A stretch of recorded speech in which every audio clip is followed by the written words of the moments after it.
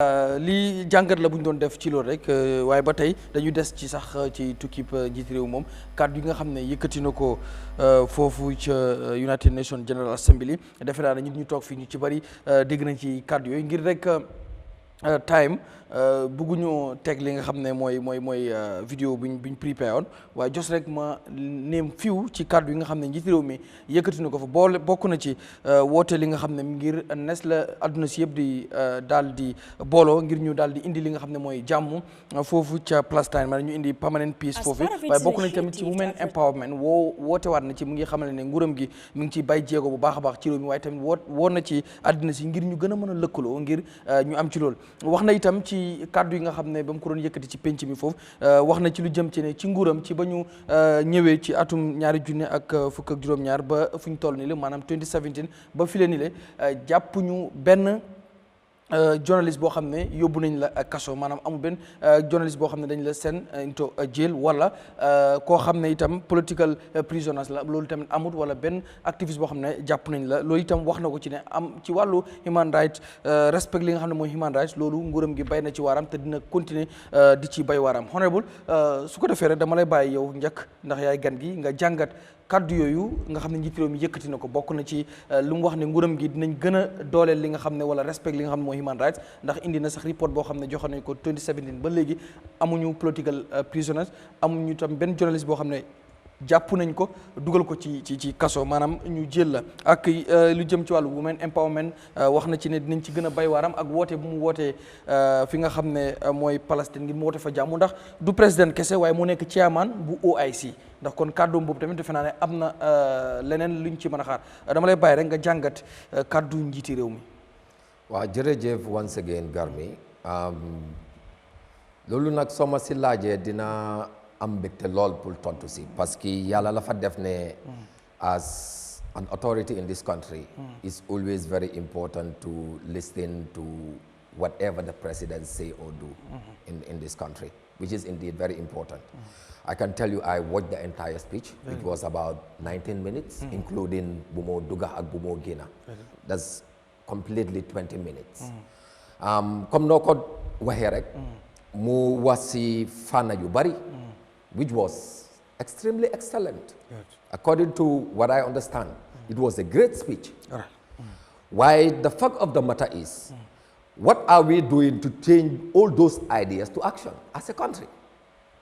Parce que tey wax na mbiri jàmm which was very key si waxam over 8 to 9 minutes of the 19 minutes yëpp waxi jàmm la loon wax pour àdduna bi mu wax tamit si wàllum poverty wax tamit si wàllum climate change wax na sax si wàllum migration te loolu mu ma remind Mr. Kurang lum just wax concerning whilst mu ngi seetaan the president's speech mu ngi gis tamit the news ne ñu ngi ñàkk suñ i ndaw ñoo xam ne ñu ngi Paris si Mediterranean Sea bi foog naa ne man tamit maa ngi nekkoon si the same moment because as a young person I was indeed very concerned ne xoolal ñun suñ njiiti réew mu ngi wax lu rafet si kanami àdduna bi ñun Gambia right now si situation bi leen nekka it was a very devastating moment.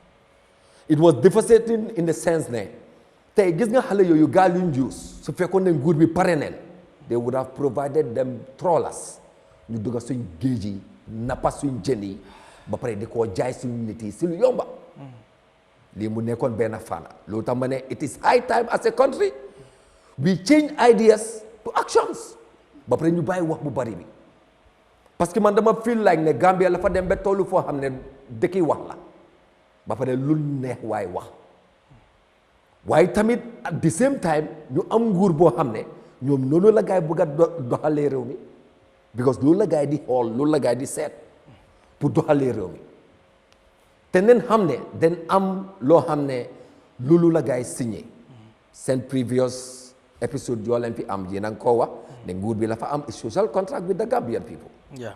And we understand the Gambia when it comes to the population, it is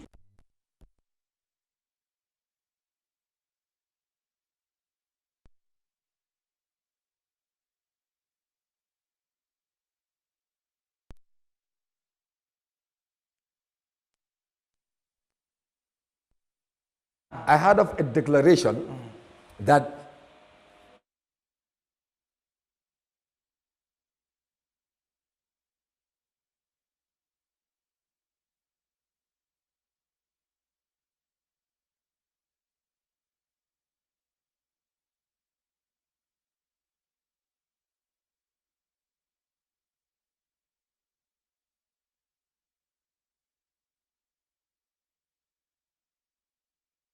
figures of the people that have already been employed by government through that particular initiative, which is very alarming. And as a country, we don't invest in data.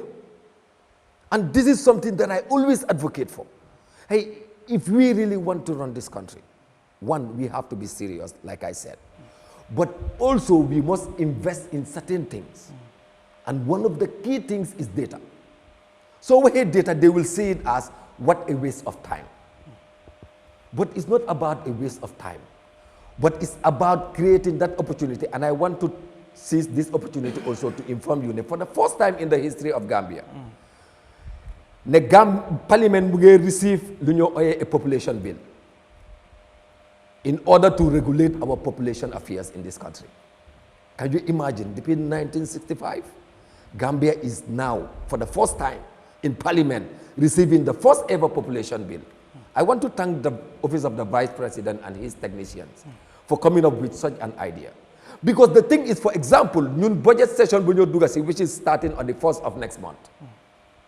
Man, I wonder, and I always talk about the budget structure. How can we allocate our budget without even having law that has to do with our population? Because the population will determine our budget as a serious country. Because what has been happening should not be happening again. Reoccurrence of things that we are not progressive as a country, we must learn from it. We should have learned a lot as far as moving forward this country is concerned, which is the most unfortunate part. At the same time, during his statement, he did mention about critical things when it comes to human rights, yes, especially the issue of arresting individuals or activists or political opponents. For God's sake, I don't think the president is always giving the right information. To me, it was like, what is this man thinking? Lalat President Adama Barrow di halat. Lat la mo wax aduna bi ni. Hana Adama Barrow la fa fatene 3 years jotna. We are arrested and put to jail, Maltu, for how many months? Are they not political prisoners? And Hana Legi Maltu is not a jail. Sometimes I think, and this is what happened last year during his Suna speech. He mentioned about laws that were enacted and in 2022, and he included the Disability Act, which unfortunately, to my own understanding, it was enacted in 2021 and assented to by himself in 2021 before the presidential election. So if the judiciary or the Ministry of Justice decided to give such a president wrong information and is equal to the plenary, they go present in front of Parliament, I am like, something is really going on. And I think all these things, the issue of putting our data accordingly, which is indeed a concern in this country. Poor man is like, why do we easily forget as a country? Which is indeed a very unfortunate situation for all of us. But I think these are things we need to learn from and make sure we bring up change towards it. Understanding the change is the only thing that is constant in life. But I am also putting it to the president because we are on record right now. That particular statement, he needs to revisit it. Because that is not an accurate information given to the United Nations General Assembly. Okay. And these are things that we are saying and we have seen happen. Because if I am not saying the truth, anybody, any one of you can say I am not saying the truth. Okay. But these are things that we live in the country and we saw people that came out and protested as 3 years judgment against the president. and they were jailed in this country. And to be honest, to my own understanding, I see them as political prisoners.